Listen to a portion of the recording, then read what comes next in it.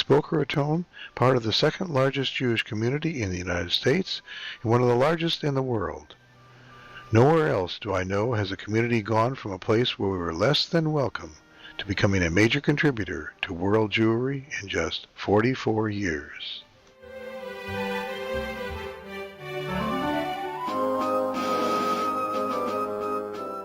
We Jews are a people of memory. We are a people who do not blot out our memories and forget our past. Memory is our most precious possession.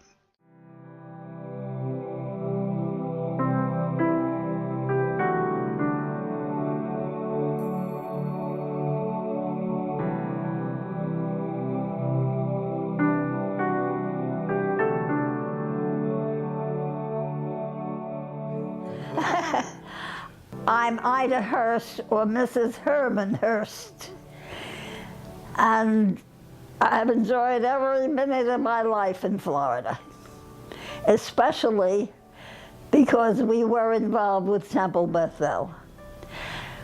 We bought this home and we chose Boca because we're fairly knowledgeable about Florida, and we did not want Broward or Dade County. So we simply started with Boca Raton as the first city in Palm Beach County. Because we came from northern Westchester, which is Chappaqua, Mount Kisco, which is more or less rural but suburban. And we started with, and we liked Boca. Boca was more like what we were used to. And we looked for a house, and by golly, we found one that was practically a copy of the one we had up north. So the first thing we did after we bought the house is to look in, and we saw it was a very nice, small group of people. And we told them, when we come down, we're joining you. And we didn't know anybody, but they all looked very interesting and nice people. It was the Boca Raton Hebrew congregation, but I knew they were following the books of the Reform. But we were glad we didn't have to give up our Judaism to come to Boca. My husband, Herman Hurst, was very interested in the Masonic here, in the Kiwanians here, and he got around and met a lot of people. And as he did, he learned from them, who were all businessmen here, that the Jewish people were coming here. They were coming to Boca Raton and Palm Beach County. Hello? This is Frank Costanza. What do you want? You think you can keep us out of Florida? We're moving in lock, stock, and barrel. We're going to be in the pool. We're going to be in a clubhouse. We're going to be all over that shuffleboard court. And I dare you to keep me out! Which is exactly what happened. And as we lived here for a year or two, or maybe 3, we started thinking, gaining and inviting people to come and gaining their membership, that we needed to be more serious. We can't meet in the Moravian church. It's not big enough. We needed better space.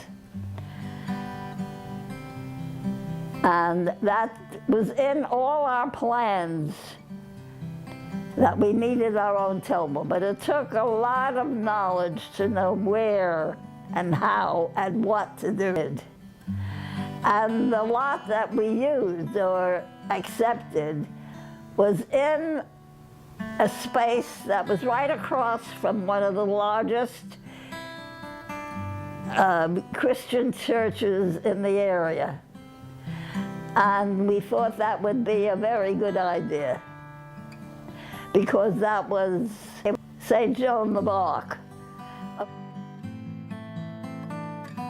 There weren't many ladies involved, except the wives of those men, who took that I knew about, who took a great interest in this working. We wanted it to be well designed, but not fancy.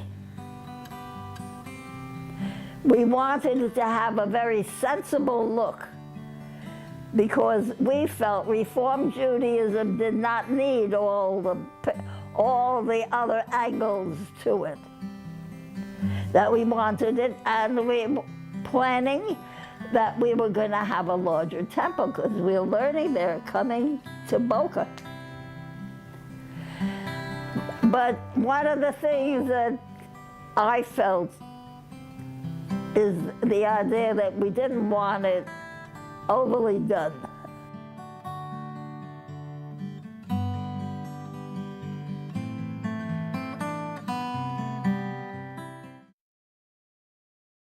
When in 1979 we launched the Distinguished Artist Series, which for 15 years brought to our community world-class artists Vladimir Felsman, Shea Young, Jean Rapon, Shlomo Mintz, and Marvin Hamlish, just to name a few.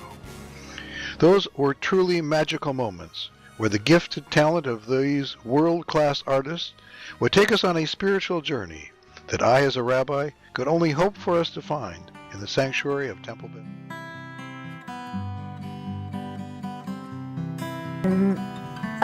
For the fourth president, I think it was. And they were discussing all the names, and I was listening, and they could not agree that any one of the names that they were talking about should be offered the presidency of this unusual situation. And they turned down all the others and were still worrying about it. And I said to them, gentlemen, you know, there's a vice president of this temple.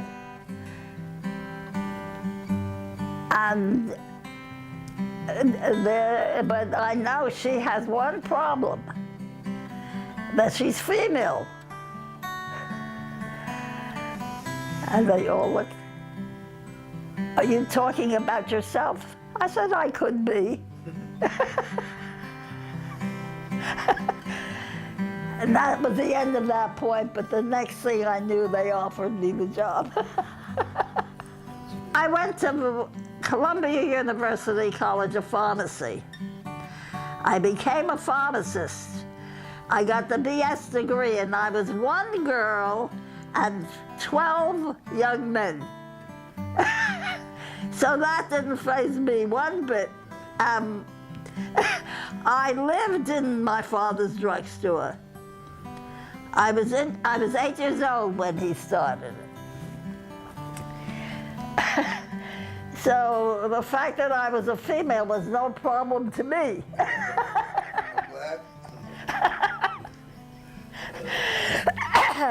And they all worked with me, they knew me. You've always been a voice of reason on the board. I was hoping to be. Right. And I don't like flimsy. I like things to be settled, good, right? Well, and I didn't like the fanciness, because that does not add anything to Judaism. Judaism is a deeper religion than they thought. Left your imprint very, very, very prominently placed in the very beginning. In the very beginning, this was not going to be a little synagogue. But not only that it was going to represent Reform Judaism in a very strong way.